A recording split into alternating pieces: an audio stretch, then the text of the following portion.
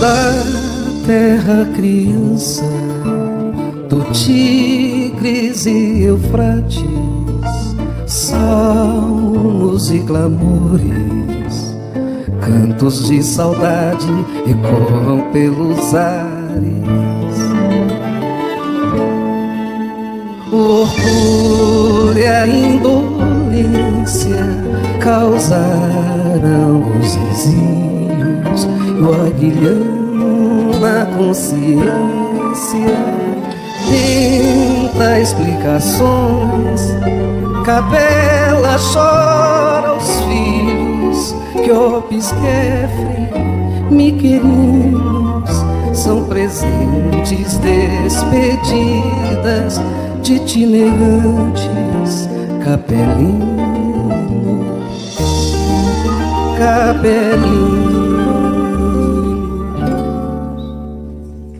Uns meditam, outros choram, outros sonham, outros oram, e Lucifero ariano arquiteta o céu na terra. Chineses e indianos têm paraíso interior. Hebreus monoteístas ardem de esperança na promessa do Messias, entre saga e profecias, prodígios e sinais. Lutam no separatismo de urbanismos raciais.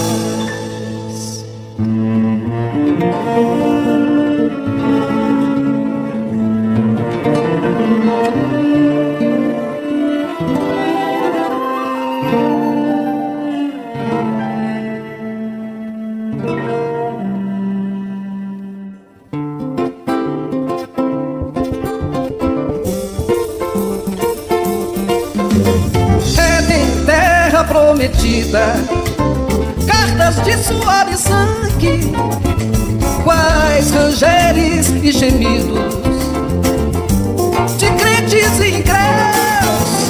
Mas a carta viva desce no mapa da virtude, a terra resplandece.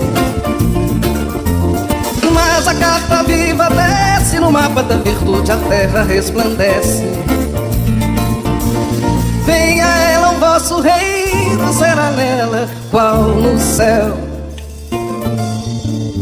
Venha ela o vosso reino, será nela qual no céu.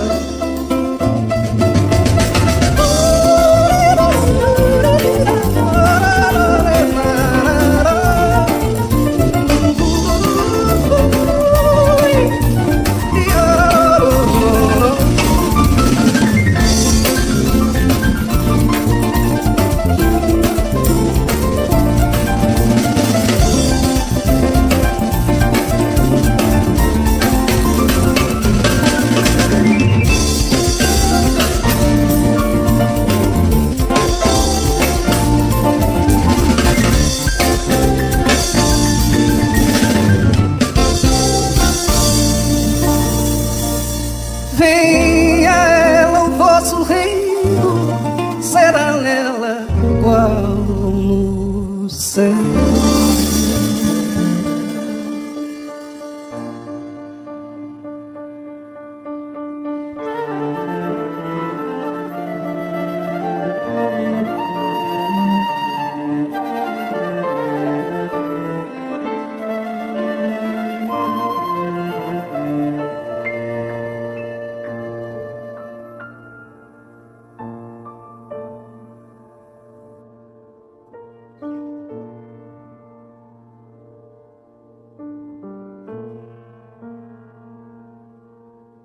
Vastidões de beleza intraduzível, fulgurações entre cósmicos flagelos, ideações e fúlgidos castelos, onde mora a beleza indefinível. Ansiedades trágicas supremas, na formação das grandes nebulosas, transubstanciações misteriosas, gerando os organismos dos sistemas. Focos de potentíssima atração, as moléculas e átomos dispersos nos elementos de elaboração de grandiosos e lindos universos. Luminosas esteiras de cometas, formosos em elipses prolongadas, graciosas figuras de planetas emergindo das cósmicas camadas, meteoros celestes deslumbrantes, nas excelsas alturas transcendentes, onde vibram os sóis incandescentes, asteroides e estrelas fulgurantes. Intensidade bela de harmonia, que agora sinto, vejo e que percebo. Grandiosidades do que não concebo, nos apogeus das hiperestesias.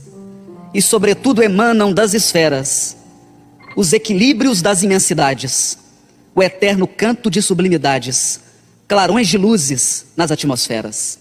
Sobre todas as coisas assombrosas, fluidos e criações de pensamentos, todas as maravilhas e portentos, há uma luz entre as luzes mais radiosas. É o clarão poderoso, indestrutível, que vem das profundezas do passado. Há a luz de Deus, há a força do incriado, na exteriorização indescritível.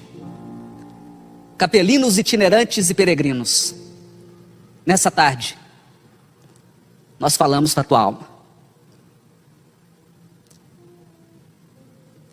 Venha a nós o vosso reino, seja nela ou no céu. Bem-vindos ao seminário A Caminho da Luz.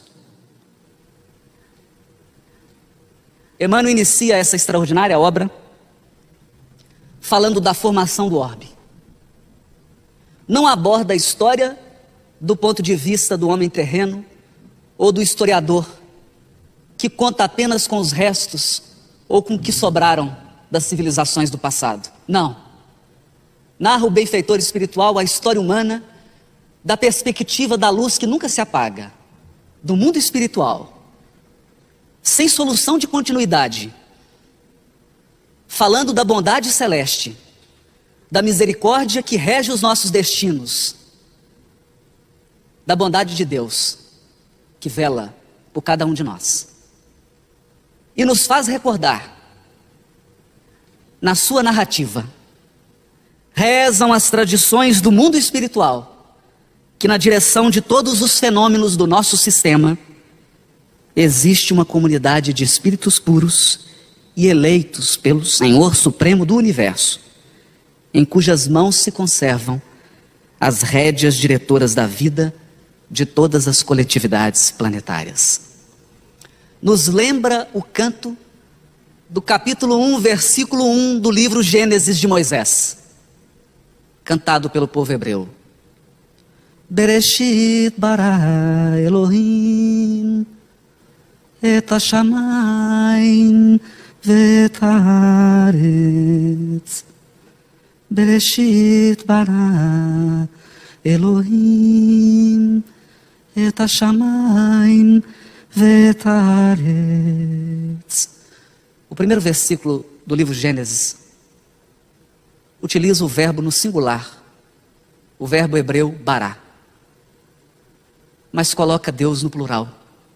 Não El, mas Elohim, deuses. E durante muitos séculos, comentadores sábios e estudiosos se debruçaram sobre esse versículo. Por qual razão?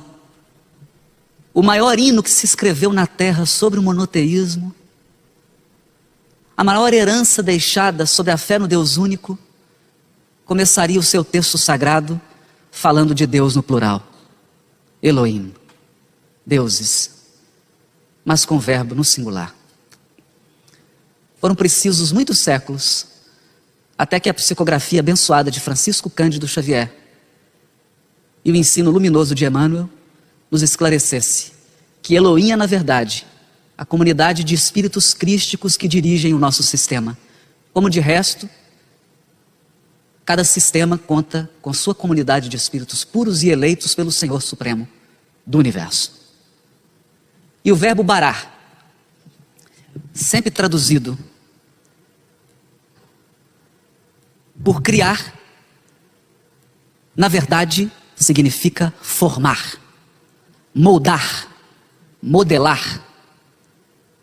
E é assim que no primeiro capítulo do livro A Caminho da Luz, diz Emmanuel, a respeito de Jesus, governador espiritual do orbe, um dos membros da pleiade de Cristos que rege o nosso sistema, dizendo que ele operou a escultura geológica do orbe terreno, talhando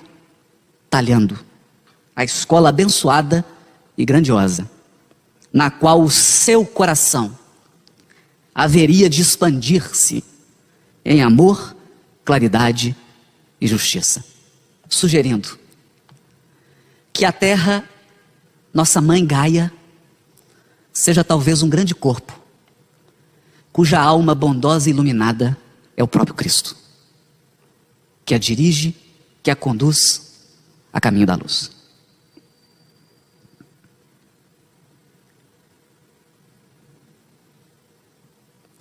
A civilização traz o gravame da origem remotíssima dos áreas, estirpe das escórias planetárias, segregadas no mundo amargo e infame, a árvore genealógica dos párias.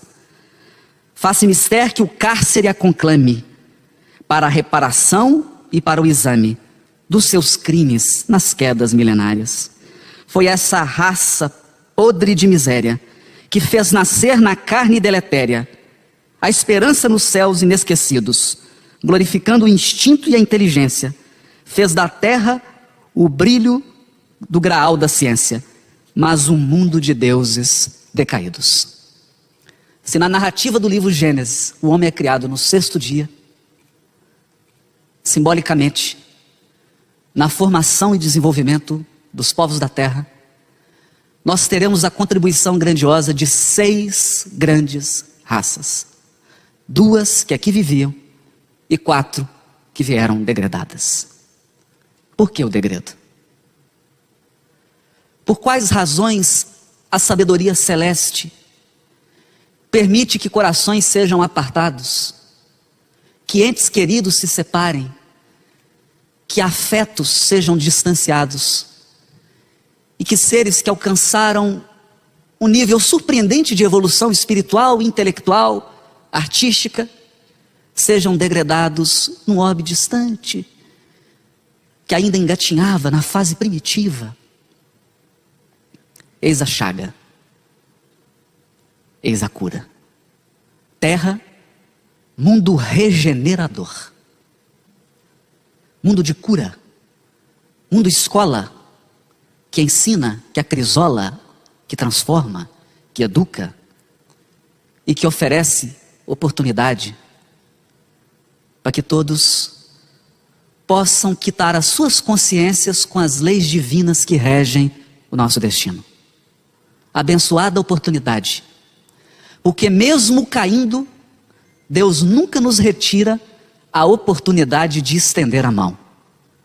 Mesmo os que caem,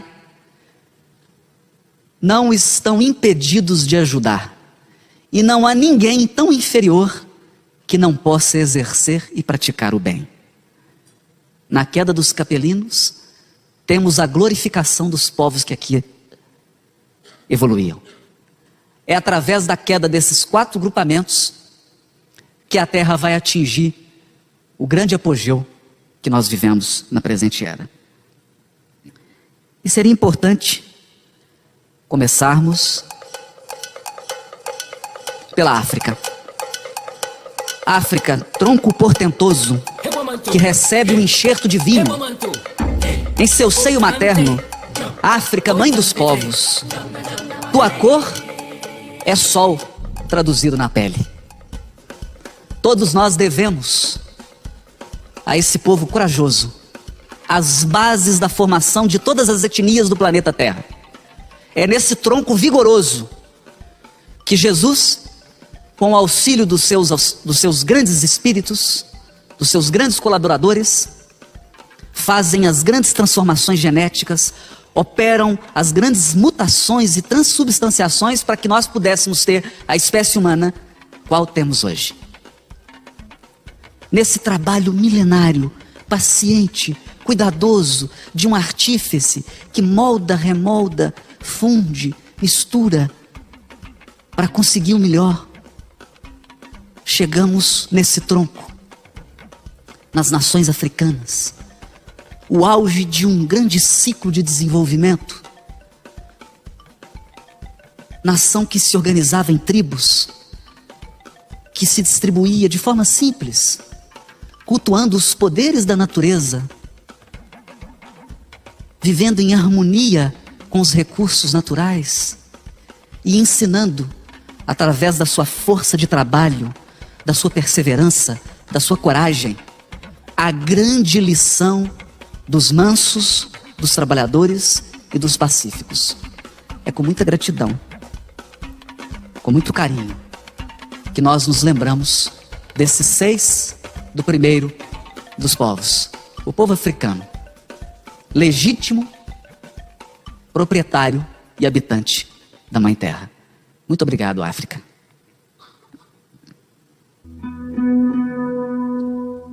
Mas é na região da Ásia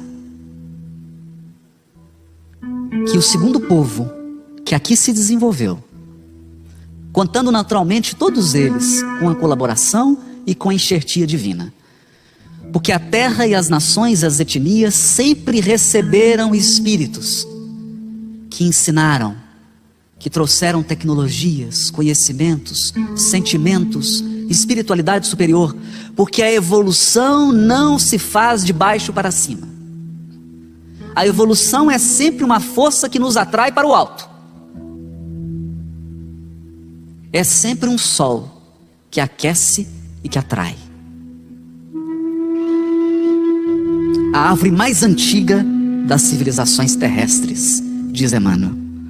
O mais antigo foco de todos os surtos evolutivos do globo é a China milenária, com o seu espírito valoroso e resignado.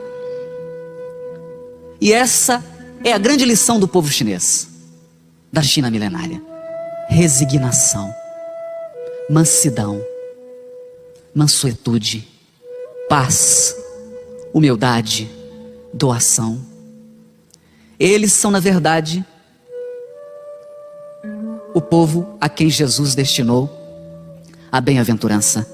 Bem-aventurados os mansos e os pacíficos, porque eles herdarão a terra. Mas diz Emmanuel, como todos os outros povos da terra,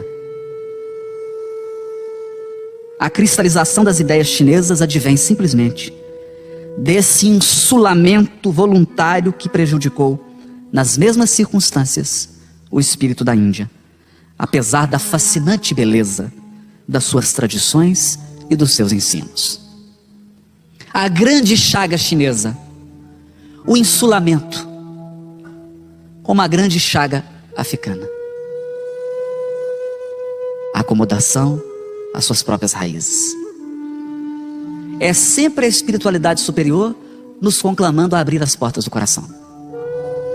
Todos anseiam pelo melhor, todos anseiam pela paz, todos anseiam por uma civilização erguida de forma suntuosa, mas ninguém quer abrir as portas para o outro. Ninguém quer sentar no banquete da confraternização universal. E a China também, apesar da sua beleza, apesar da riqueza da sua tradição, que já nos seus livros sagrados, no I Ching, trata de essências espirituais que só hoje, com a doutrina espírita, nós temos condições de penetrar. Essa civilização portentosa passa também a carregar uma ferida exposta. Ela também, cada um desses povos com a sua ferida aberta. E a ferida da China é a ferida do insulamento, do egoísmo que se fecha, do egoísmo que quer construir um paraíso dentro dos limites de uma muralha. E o terceiro grupamento: os egípcios traziam consigo uma ciência que a evolução da época não comportava. Uma ciência que a evolução da época não comportava. os que mais se destacavam na prática do bem e no culto da verdade. O grupo com menor acervo de débitos. Eis aqui o primeiro grupo degradado de Capela. O primeiro, de uma lista de 4, que viriam compor com os 2 povos da terra, os africanos e os asiáticos, as 6 raças, a imensa família humana, que evolui no solo da Mãe Gaia. As pirâmides revelam os mais extraordinários conhecimentos. Encontram-se ali os roteiros futuros da humanidade. Cada medida tem sua expressão simbólica.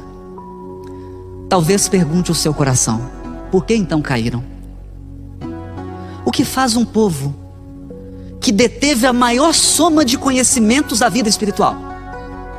Nenhum povo da terra lidou com tanta naturalidade com a morte e com a comunicação com aqueles que já passaram pelos umbrais do túmulo. Nenhum povo tem registro na sua cultura tão intenso da imortalidade e da comunicabilidade dos espíritos. E seguramente foi o povo mais apaixonado pelo céu que a terra já viu. Por que caíram? Qual é a chaga dos egípcios? Diz o benfeitor que nenhuma grandeza espiritual feita sem a construção do sentimento é grandeza legítima. Também os egípcios, com todo o seu esplendor, com toda a soma de conhecimento espiritual,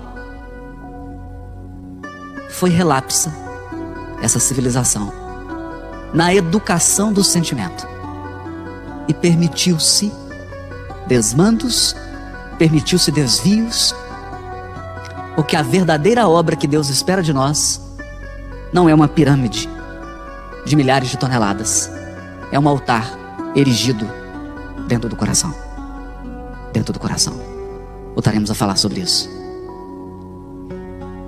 Mas aqui veio esse povo, o menos endividado perante a lei, e nós devemos a eles grande soma dos conhecimentos das ciências psíquicas, da mediunidade, da imortalidade da alma. A doutrina espírita tem uma dívida irresgatável com o povo egípcio. Diz Emmanuel que a quase totalidade dos espíritos degradados do grupamento egípcio já retornou para a capela, mas que alguns se ofereceram para cooperar com Jesus na educação do homem terreno, já sabedores de todas as armadilhas que nos aguardam no caminho evolutivo.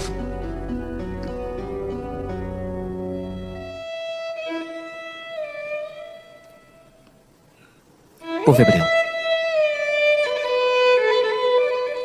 talvez a raça mais forte e homogênea vinda de Capela. Fé monoteísta soberana e imorredora, mas vaidosa aristocracia espiritual. Palavras de Emmanuel. O mais crente e o mais necessitado, dada a sua vaidade exclusivista e pretensiosa. A raça mais livre, a mais internacionalista, a mais fraterna entre si. Entre si. Todavia, a mais altiva e exclusivista do mundo. Os livros dos profetas israelitas estão saturados de palavras enigmáticas e simbólicas, constituindo um monumento parcialmente decifrado da ciência secreta dos hebreus. Contudo, e não obstante a sua feição esfingética, é no conjunto um poema de eternas claridades. Seus cânticos de amor e de esperança atravessam as eras com o mesmo sabor indestrutível de crença e de beleza. Esse grupamento vem junto com os egípcios.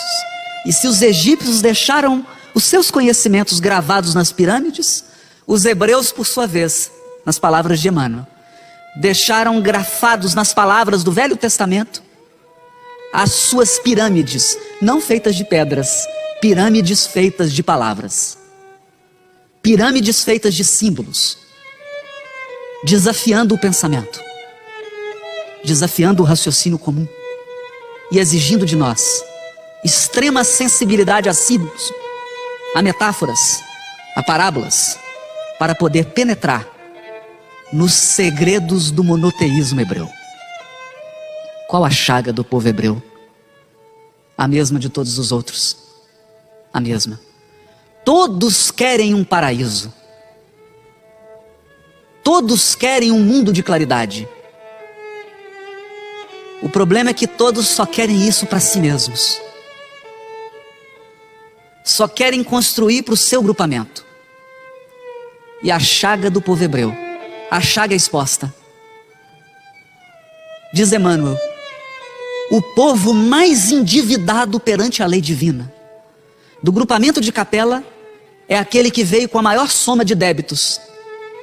E quando pensamos nisso, não é difícil entender por que Jesus nasceu entre os hebreus. Porque ele mesmo diria, eu não vim para os sãos, mas para os doentes.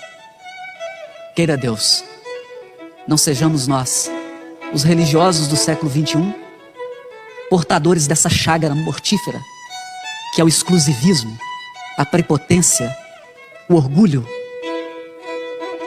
Porque se a evolução estimula o aprimoramento das nossas faculdades, se o Cristo espera de nós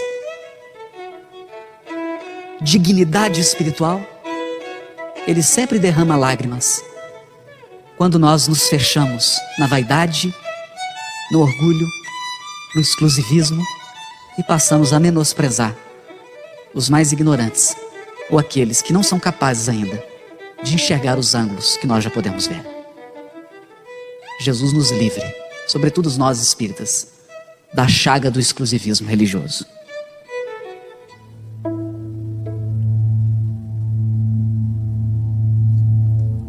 As organizações hindus são de origem anterior à própria civilização egípcia e antecederam de muito os grupamentos israelitas. Esse grupamento, que abrigou também os arianos, é talvez o povo mais espiritualizado, conhecedores de eras remotíssimas da lei da reencarnação, conhecem os corpos espirituais, conhecem as técnicas de cura, as técnicas de respiração, as técnicas de meditação, berço das filosofias de todas as ciências da Terra. Por que caíram? Por que caíram? Elevado grau de desenvolvimento nas ciências do espírito, diz Emmanuel, mas fortes raízes de uma vaidade poderosa. Cristalização do orgulho religioso. Em contato com os povos primitivos que aqui estavam, herdeiros de uma ciência e de um patrimônio espiritual gigantesco, os hindus preferiram escravizar do que educar. Preferiram separar do que confraternizar-se. E embora tenham construído uma civilização e uma tradição onde todos os povos da terra beberam quando tiveram sede de espiritualidade, é na Índia milenária que nós vamos presenciar um dos fenômenos sociais mais tristes, que é a divisão entre árias e párias. Uma separação social truculenta, que até mesmo a alma grandiosa de um Gandhi teve muita dificuldade em remover. Sempre a mesma chaga, sempre a mesma chaga, sempre o egoísmo, sempre o orgulho, sempre o exclusivismo, sempre a ânsia de dominar, sempre a ânsia de submeter o semelhante. Sempre essa ferida impedindo o trabalho regenerador do Cristo.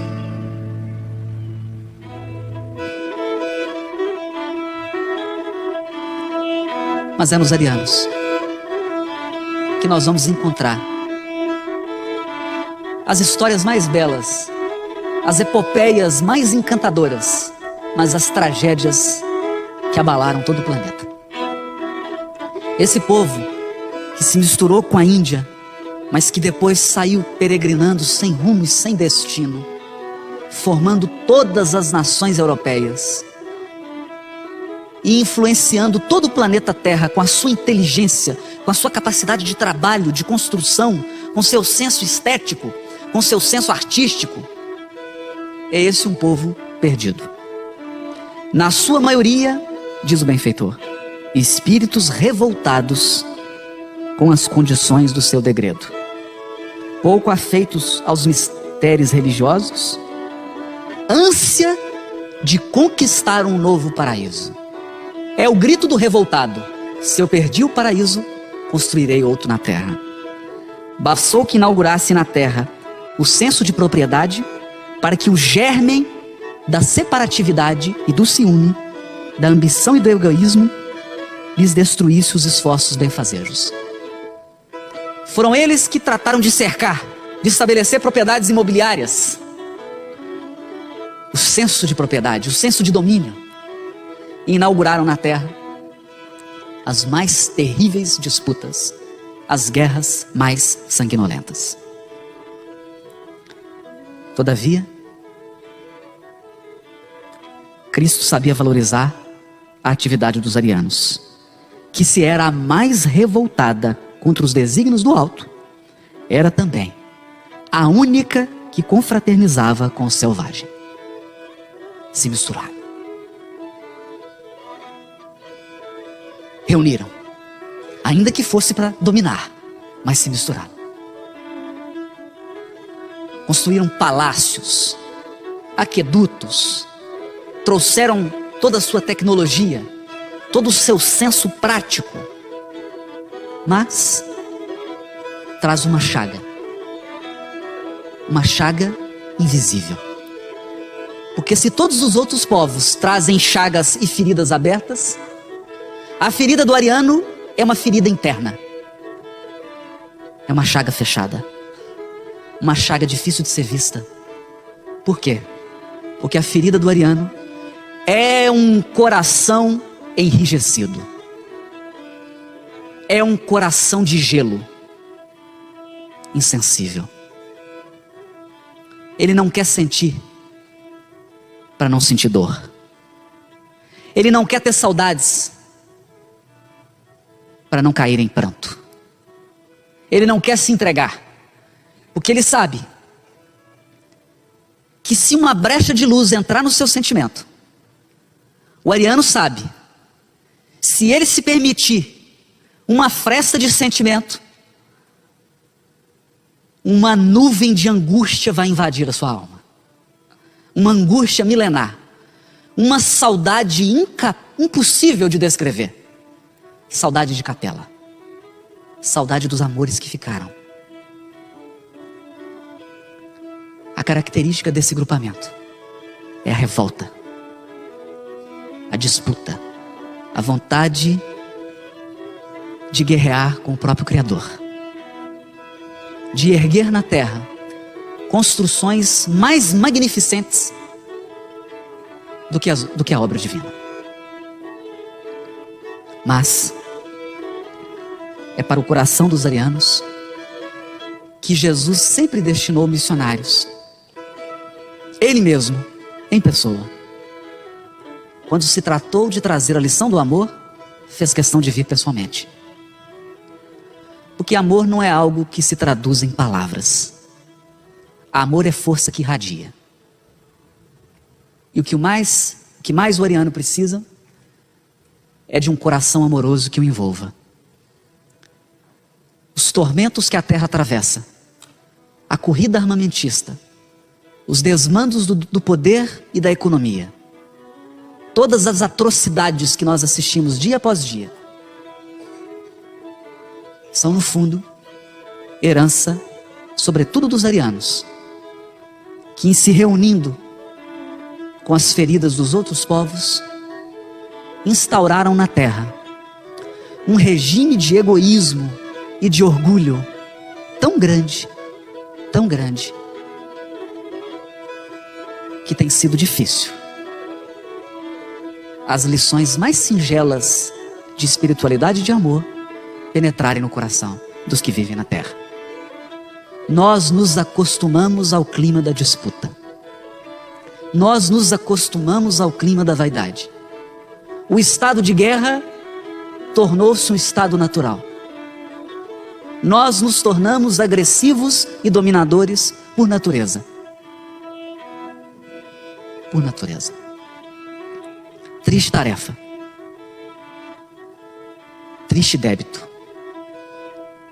E a soma desses povos, o entrelaçamento dessas 6 culturas, cada uma com as suas virtudes, cada qual com seus defeitos,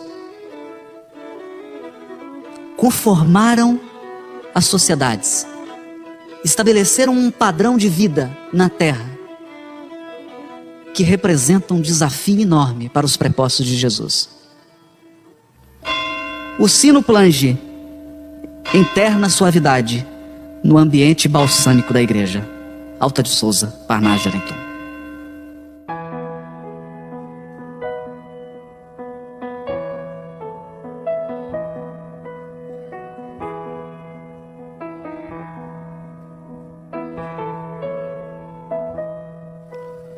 Noite igual não haverá nesse mundo, e o céu não brilhará outra vez igual.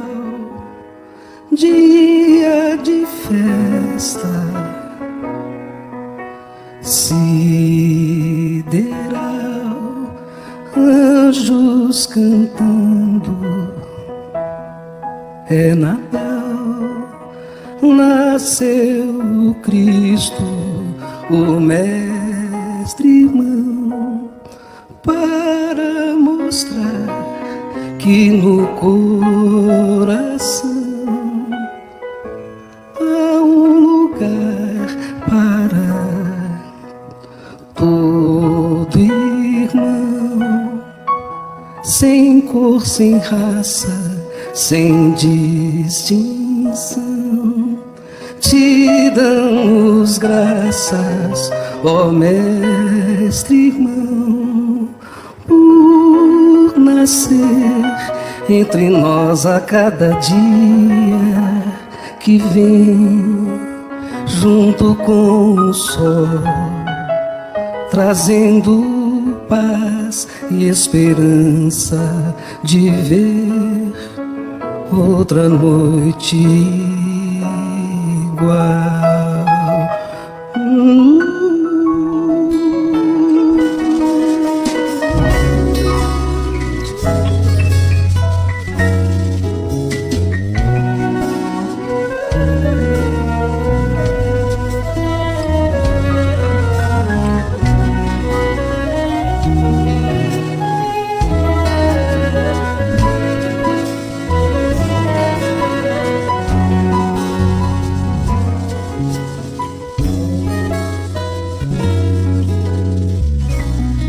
Holy night, never will men see the sky so bright.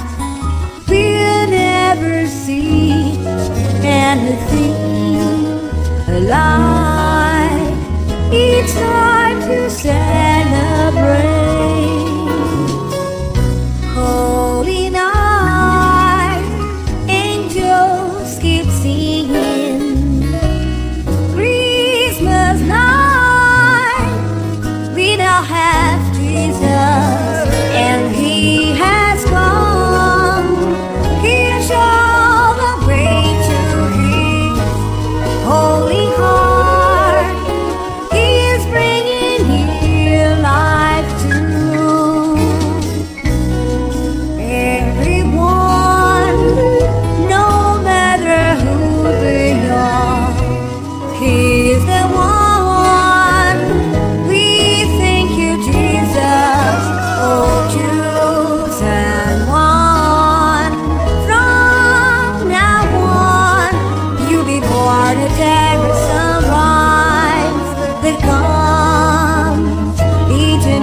every day to bring us peace and the hope we can see one more Christmas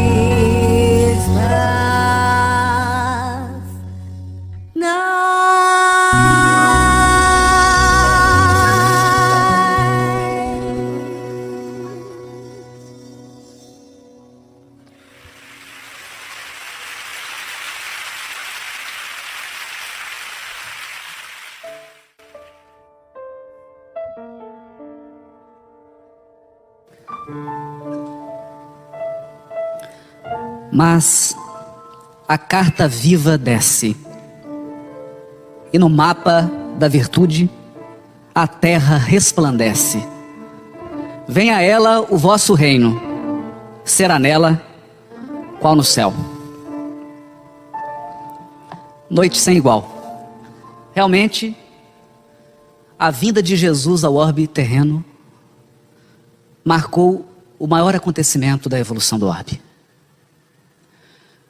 Durante muito tempo eu cheguei a imaginar o que faria, qual razão, qual acontecimento, qual fato seria capaz de deslocar um governador espiritual do orbe, um espírito crístico, que já era um Cristo há 4,5 bilhões de anos atrás, que esculpiu a terra. O que faria um ser dessa magnitude pisar na terra? Por qual razão um ser tão superior se sujeitaria às limitações e à sombra da carne? Por quê? Seria possível apequenar-se tanto? Ele, acostumado a frequentar assembleias de Cristos, acostumado a dialogar com pares e resolver questões que dizem respeito à evolução do sistema solar, de um momento para o outro, conversar com Judas, que trazia a negação no coração, a traição, a ânsia de poder, conversar com Pedro, de ânimo exaltado, de temperamento variável, suportar a ignorância, a vaidade, a prepotência. Por quê? Mas é no livro Boa Nova que o próprio Cristo vai explicar a João Evangelista. Ele diz assim: cada criatura traz em si a centelha divina. Muitos, João, erguem a muralha da negação. Mas eu te digo, todos os redutos de sombra cairão um dia. E a luz do Criador brilhará em cada um de nós.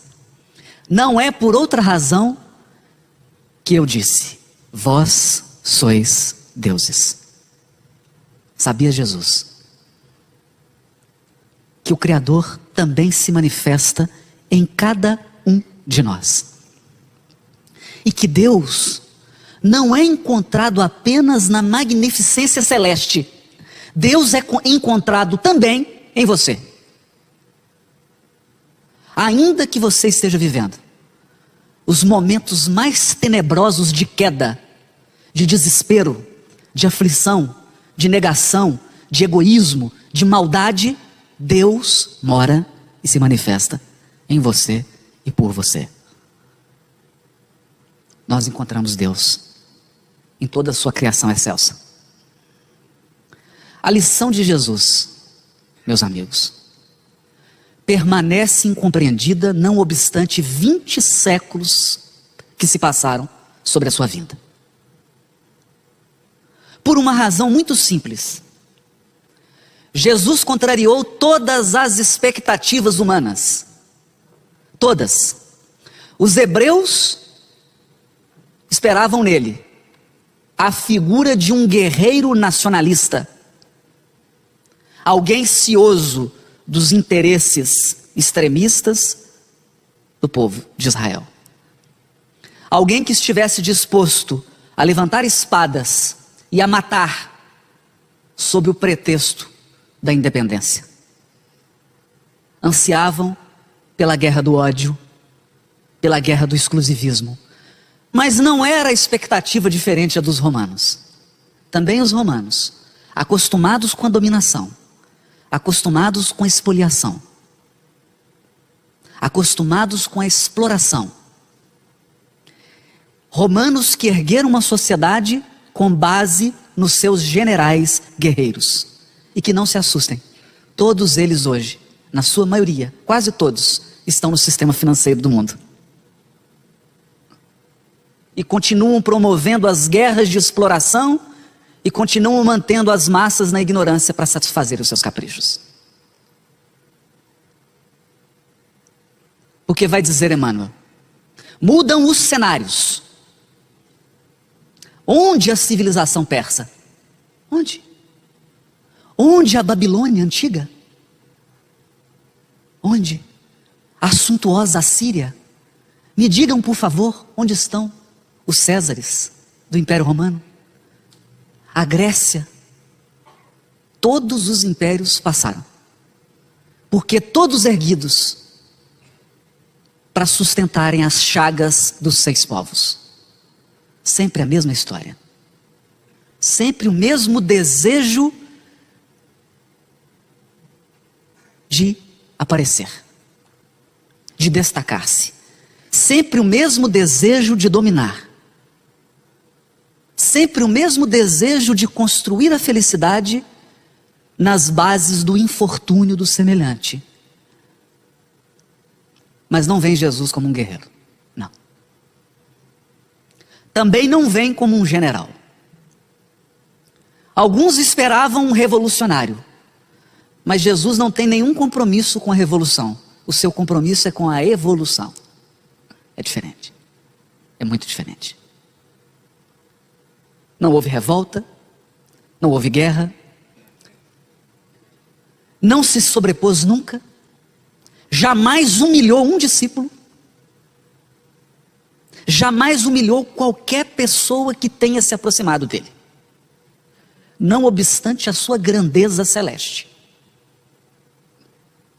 Ele que poderia, do alto da sua virtude, desprezar aquela mulher surpreendida em adultério, preferiu acolhê-la como uma irmã e exercer o papel educativo do verdadeiro amor.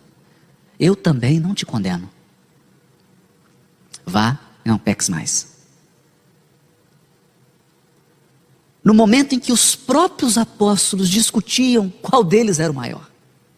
Imagine, ao lado de Jesus e os apóstolos numa disputa política para elegerem qual seria o coordenador dos apóstolos. Qual era o maior? Jesus então cinge a toalha nos lombos, como faziam os servos,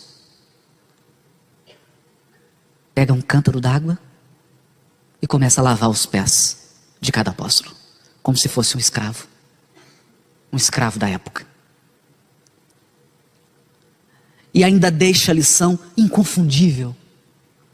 Aquele que quiser ser o maior, que seja o servo de todos. Porque o maior é sempre aquele que mais serve. Lição diferente. Muitos intelectuais abrem o Evangelho. Eu às vezes recebo e-mail, contatos, e as pessoas ficam ansiosas de descobrir no Evangelho teorias espetaculares. Alguns chegam a dizer, mas esse ensino que está no Evangelho está nas tradições da Índia milenária. Essas lições estão também na cultura da China milenária. Os babilônios já diziam isso. Vaidade das vaidades. Porque o Evangelho não é dizer coisas novas. O Evangelho é exemplificar verdades antigas. É exemplificar verdades antigas. Porque é muita pretensão da nossa parte querer criar algo original depois que Deus criou o universo. Nós nunca seremos originais. Porque o relativo não pode ultrapassar o absoluto. O poder absoluto da vida é Deus. Ele é a perfeição absoluta de todo o sempre. Nós podemos e devemos ficar muito felizes quando formos capazes de refletir a grandeza divina. Por isso dizia Jesus: não sou eu quem faz, é o Pai que obra por mim. Jesus nunca exigiu títulos de originalidade. Nunca contou vantagem. Agora vou ensinar para vocês algo que nunca ninguém falou. A lição de Jesus é lição mais sutil. Muito mais sutil. E o Evangelho é o maior desafio posto à humanidade até hoje na sua trajetória evolutiva. É o maior desafio. Porque se você apresenta um desafio a qualquer um desses 6 povos, quero que você construa um monumento de 500 andares, o homem será capaz de erguer. Se você esconder um tesouro a centenas e centenas de metros de profundidade, o homem será capaz de encontrá-lo. Todos os desafios físicos, intelectuais, artísticos, filosóficos, científicos, a humanidade tem vencido um por um por um. Os seres que encarnam nesse planeta são dotados de uma inteligência, dotados de uma sofisticação típica de planetas mais avançados.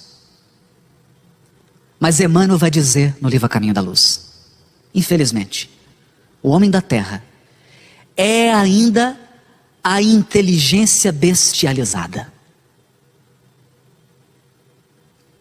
Besta no sentido de animal, de instinto. De instinto. Porque nós ficamos estarrecidos quando constatamos que os maiores criminosos do planeta Terra nunca são penalizados pela justiça humana. Nunca. Porque sempre carregam com eles um séquito de intelectuais que os protegem.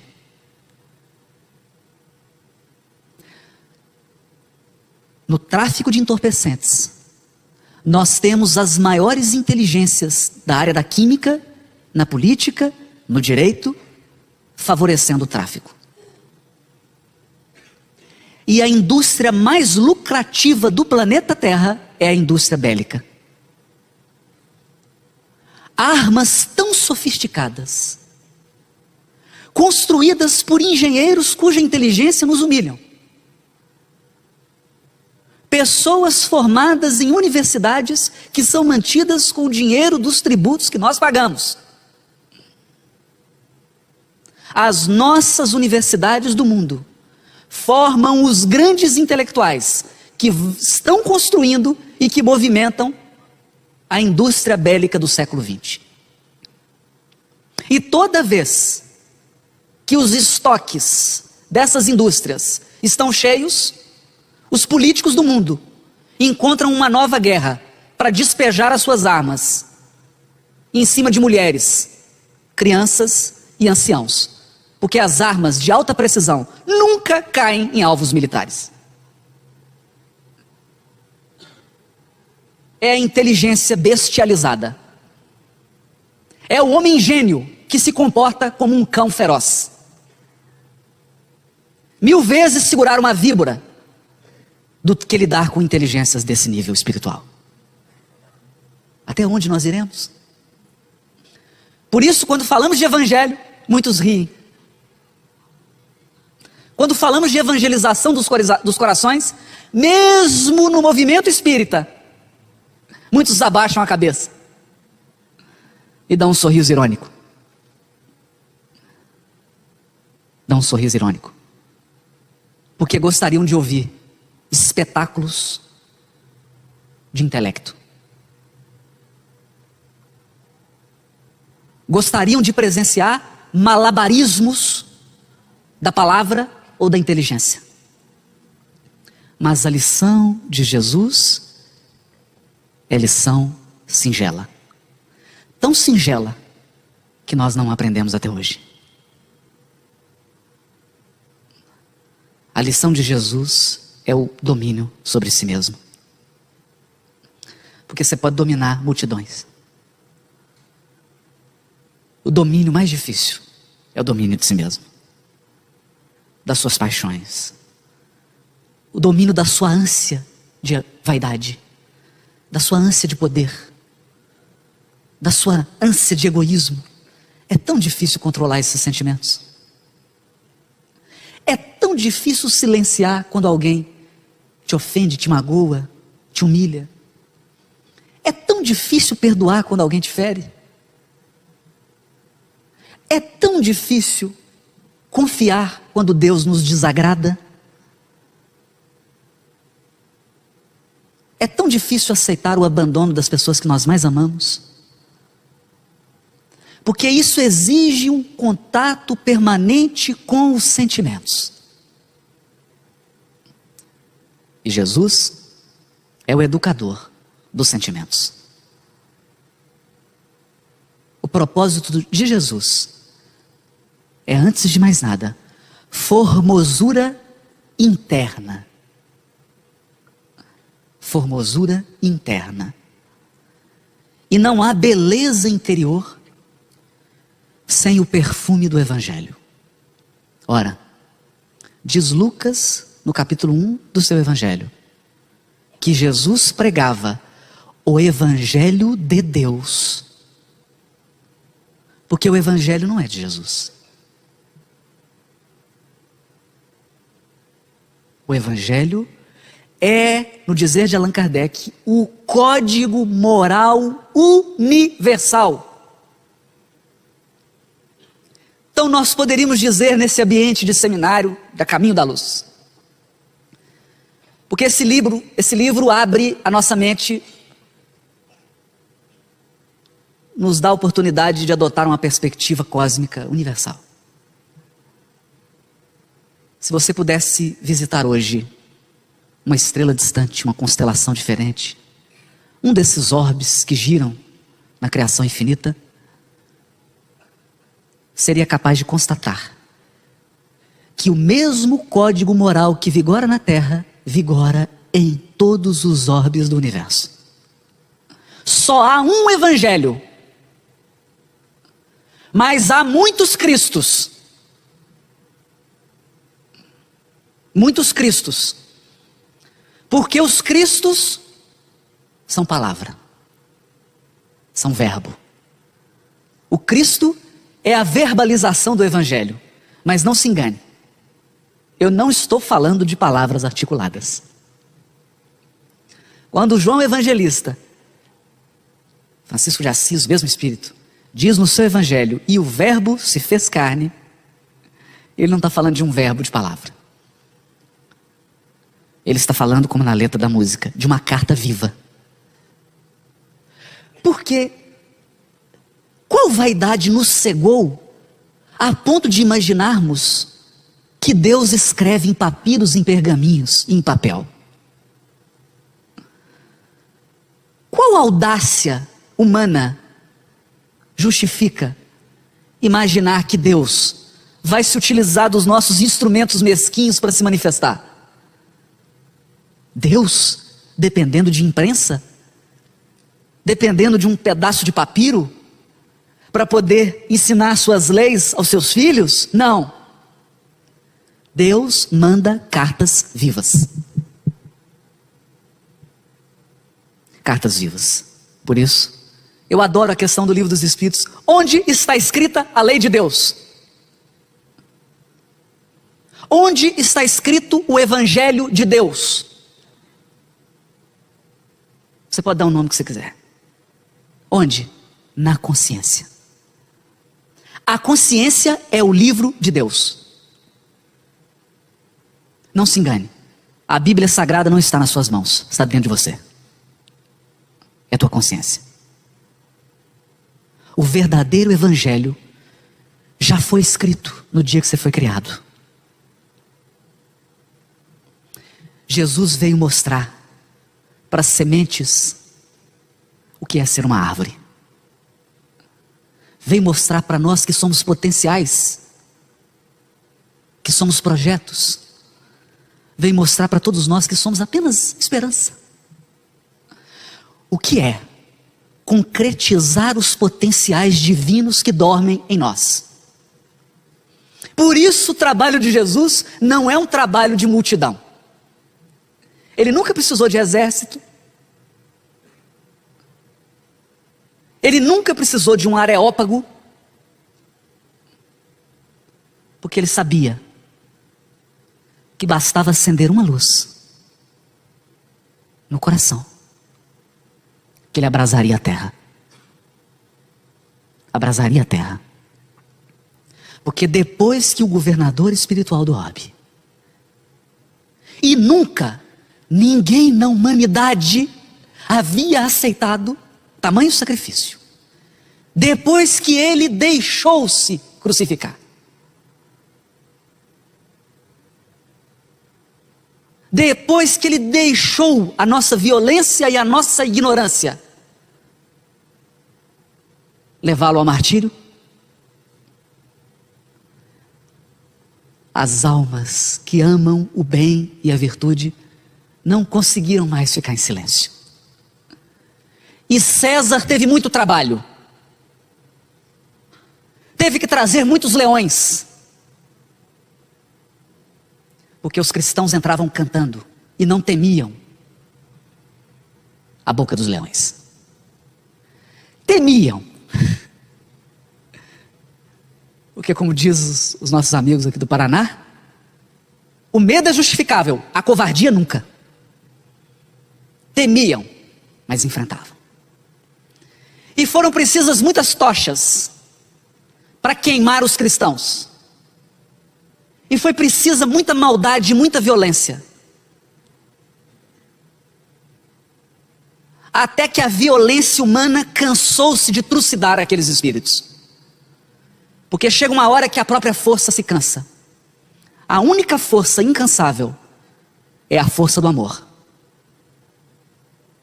Daí o comando de Jesus: Pedro, embainha a tua espada.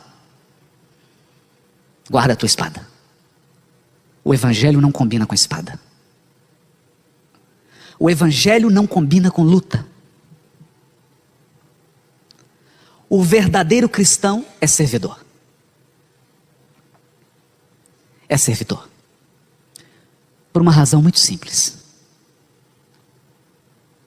Talvez a lição mais profunda que Jesus espera que um dia nós todos aprendamos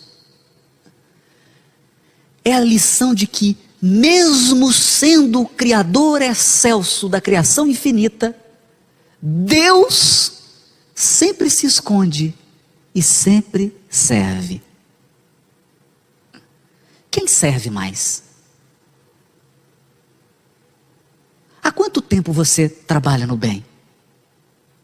Faça as contas. Compara com Deus. Há quanto tempo você ama? Pergunta para Deus. Há quanto tempo Ele ama? Há quanto tempo Ele sustenta a criação? E nem por isso Ele exige palcos para se exibir. Deus opera em silêncio e não concorre com a vaidade das criaturas. Opera em silêncio e não concorre com a vaidade das criaturas. Ao conviverem com Jesus, aqueles homens experimentaram a carta viva do Evangelho. A lição viva e inconfundível do amor. Uma força imponderável. Imponderável. Incapaz de agredir. Incapaz de ferir. Mas que tem transformado um coração por vez. Um coração por vez. Esse é o Evangelho. Por essa razão, embora Jesus esteja oferecendo a cura para todas as chagas dos 6 povos, nós ainda permanecemos mergulhados nos antigos vícios que nos prendem à terra. O velho egoísmo e o velho orgulho. Na verdade, depois de todo o esplendor da ciência secreta dos egípcios, depois do monumento deixado pelos sábios hindus, depois de toda a sabedoria da China milenária, depois do monoteísmo incomparável do povo hebreu, das lições de coragem e de perseverança do povo africano,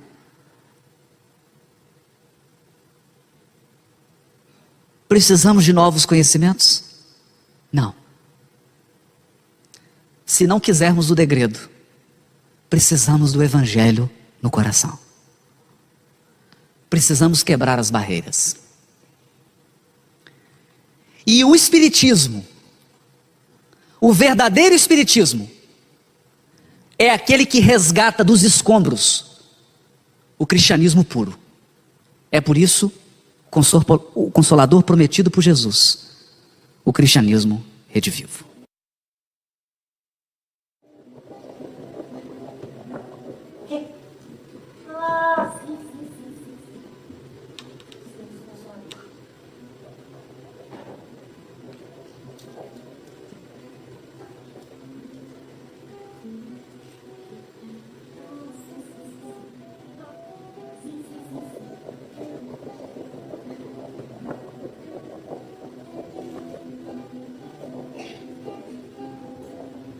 Tempos do Consolador.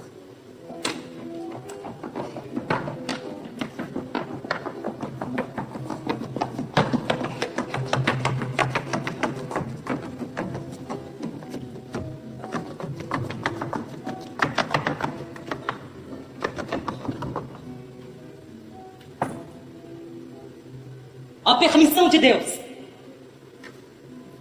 para que nos manifestássemos ostensivamente entre os agrupamentos dos nossos irmãos encarnados, chegou justamente a seu tempo, quando o espírito humano despido das vestes da puberdade, com juízo amadurecido para assimilar algo da verdade, tateava entre vacilações e incertezas, estabelecidas pela investigação da ciência, sem conseguir adaptar-se ao demasiado simbolismo das ideias religiosas, latentes na alma humana, desde os tempos primeiros dos trogloditas. Justamente na época requerida, consoante as profecias do Divino Mestre, derramou-se da sua luz sobre toda a carne.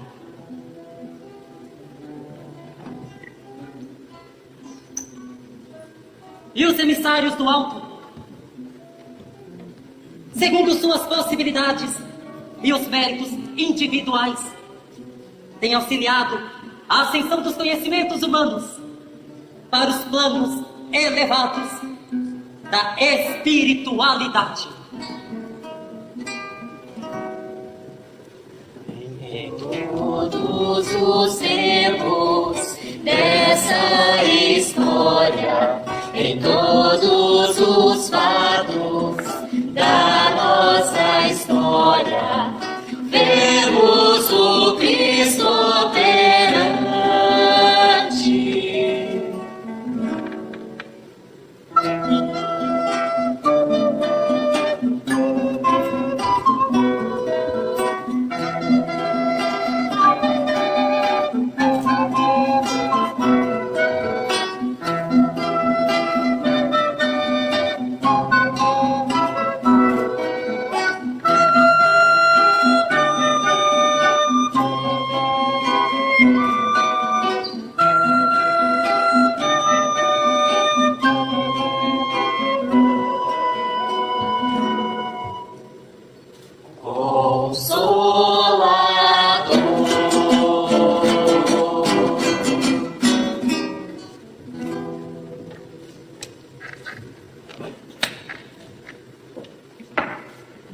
as eras primárias da civilização. A ideia de um poder superior interferindo nas questões mundanas vem guiando o homem através dos seus caminhos. E a religião sempre constituiu o maior fator da moral social, se bem que apresentasse a divindade à semelhança do homem em seus ensinamentos esotéricos.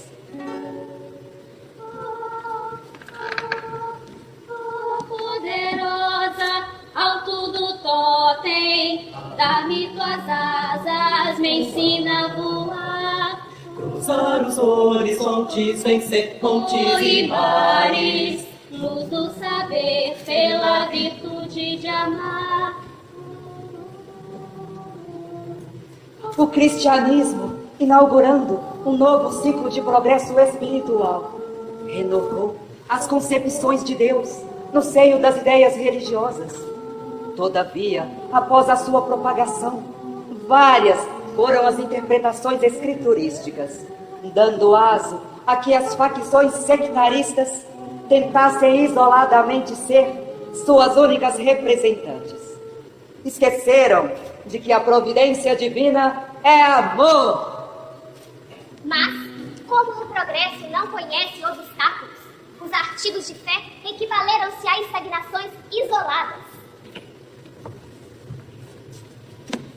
A ciência desvendou ao espírito humano as perspectivas inconcebíveis do infinito.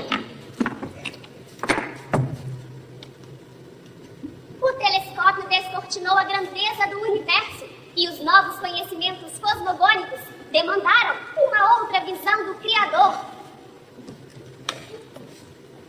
Desvendando paulatinamente as sublimes grandiosidades da natureza invisível, a natureza embriagou-se de tão lindos mistérios e estabeleceu um caminho positivo para encontrar Deus.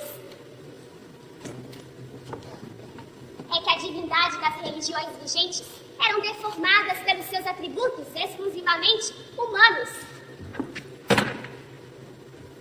Foi quando o Espiritismo fez surgir a grandeza dos seus ensinamentos, direcionando-se não só ao coração, mas também ao raciocínio. O céu descerrou um fragmento do seu mistério e a voz dos espaços se fez ouvir. Nebulosa e plodir, pólenes de luz, florirá o céu, cosmo, jardim.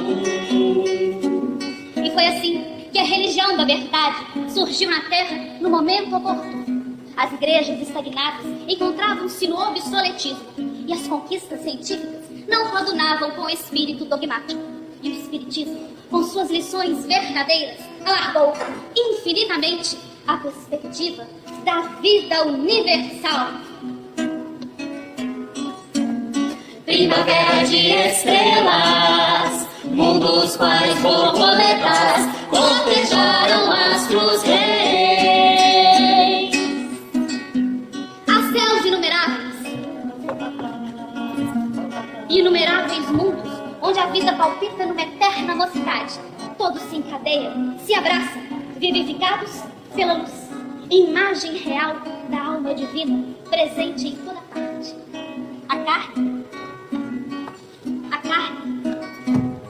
A carne é uma vestimenta temporária, organizada segundo a vibração espiritual.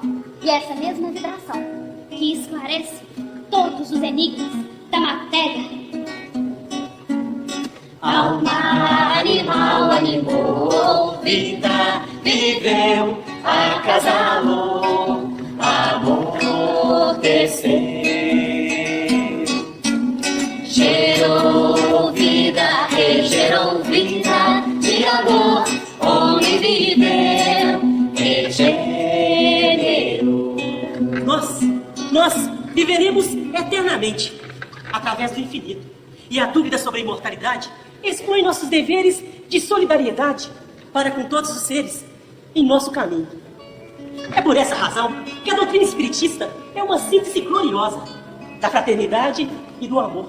E o seu grande objeto é esclarecer a inteligência humana pelo trabalho perseverante. O homem conhecerá todas as leis que lhe presidem o destino. Terceira hora é paz na terra, sabedoria e amor.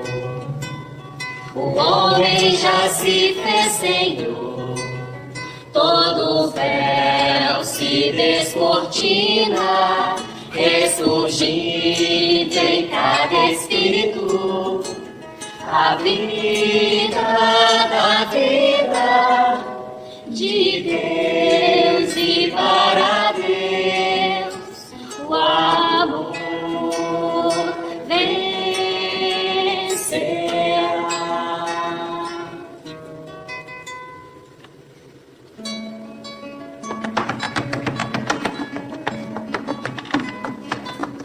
O quê?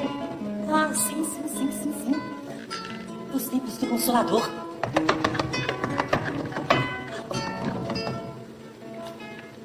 O quê? Ah, sim. Os tempos do Consolador.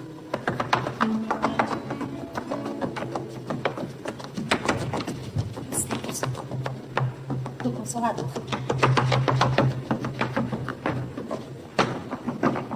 Ah, sim.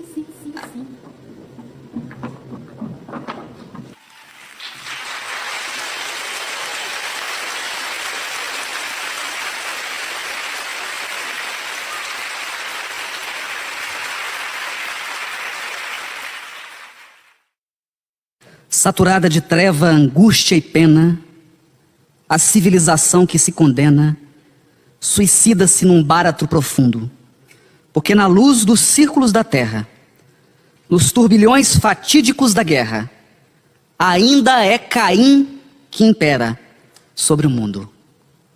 Ainda é Caim que impera sobre o mundo. Caim! Onde está teu irmão? Caim, onde está teu irmão? O clamor do seu sangue chega até mim, da terra. Porventura sou eu o guardador do meu irmão? Ainda é Caim que impera. A ânsia dos seres humanos pela guerra, pelo ódio, pela separação, pelo exclusivismo, pelo fanatismo, a ânsia por formar grupos excludentes,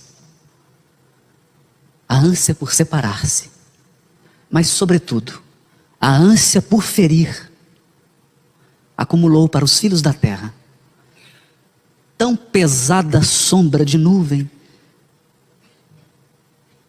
de crimes, de maldade, de beligerância, que a transição se avizinha.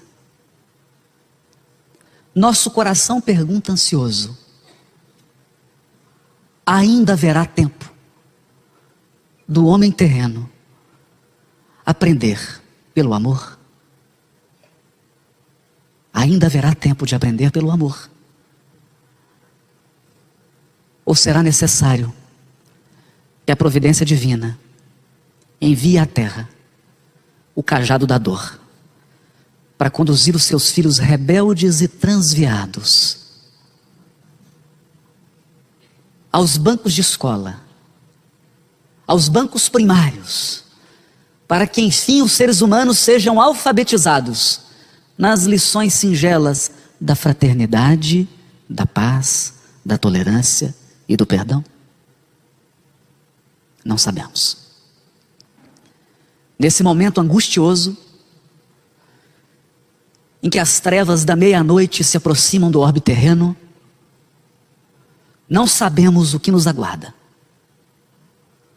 Apenas temos a certeza de que os débitos escabrosos adquiridos ao longo de milênios, que o desprezo voluntário que todos nós votamos às lições de amor do Evangelho de Jesus, são bem um presságio de que talvez a terra precise ser mergulhada no batismo da dor, a fim de ressurgir luminosa e assumir o caminho glorioso que Jesus prepara para ela. Não sabemos. Guardemos o nosso coração. Os tempos de transição já se fazem presentes. De posse da abençoada doutrina espírita do Consolador prometido, que tudo nos esclarece, sabemos que nenhum filho de Deus derrama uma lágrima sequer, se a justiça divina que preside os nossos destinos não o permitir.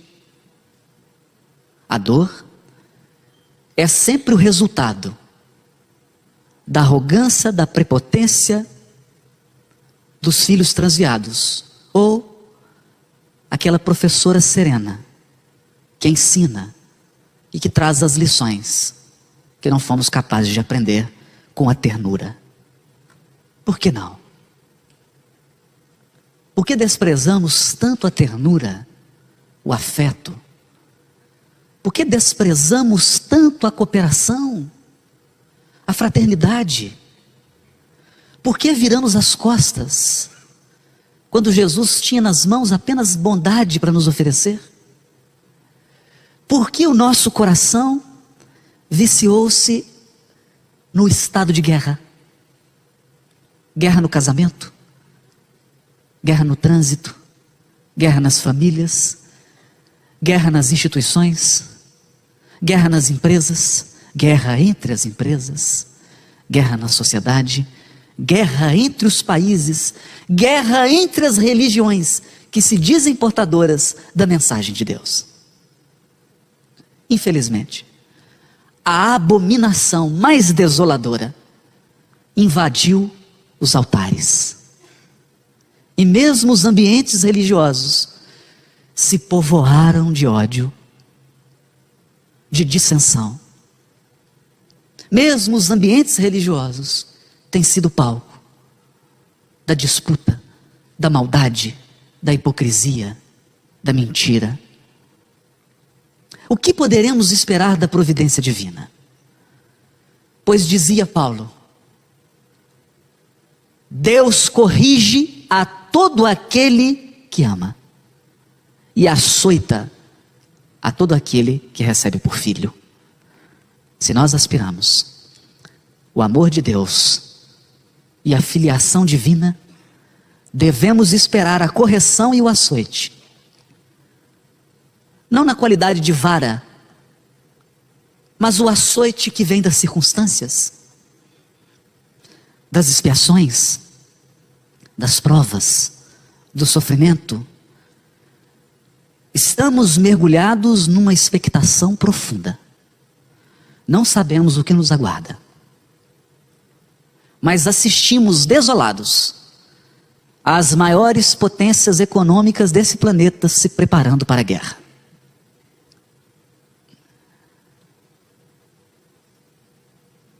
Economias que não mais se sustentam, porque baseadas na exploração do semelhante.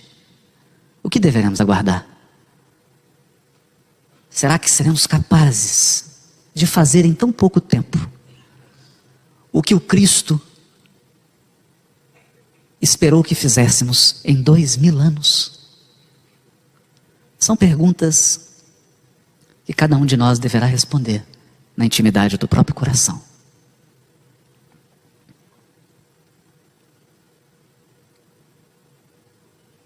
Mas,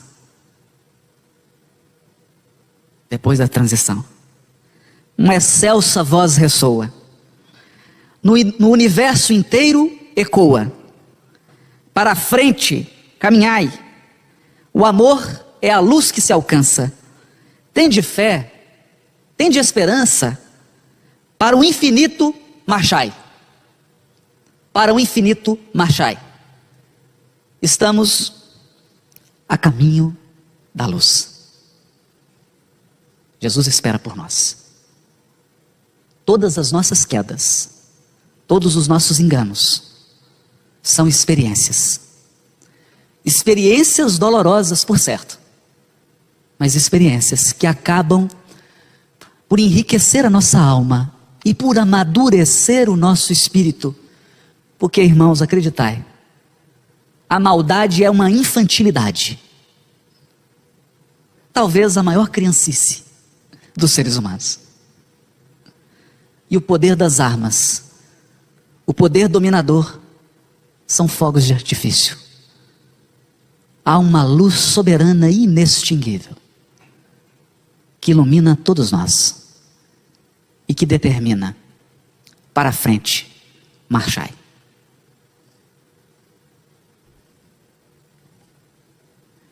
Meu irmão, tuas preces mais singelas são ouvidas no espaço ilimitado. Mas sei que às vezes choras consternado ante o silêncio da força que interpelas.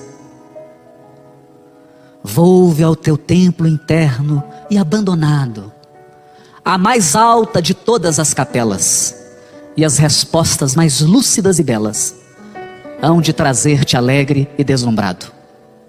Ouve o teu coração em cada prece. Deus responde em ti mesmo e te esclarece com a força eterna da consolação. Compreenderás então a dor que te domina, sob a linguagem pura e peregrina da voz de Deus, em luz de redenção, a caminho da luz.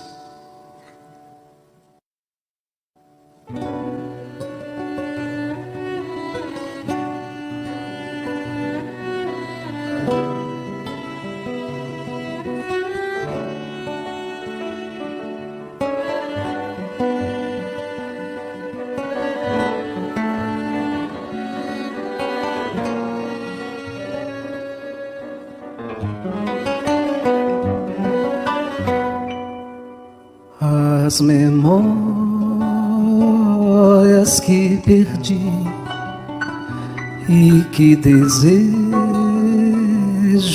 relembrar são como sonhos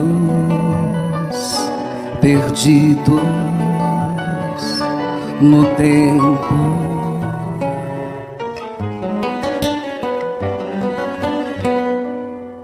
Que soam na lembrança como vidas não vividas, como estradas que guardam meus passos.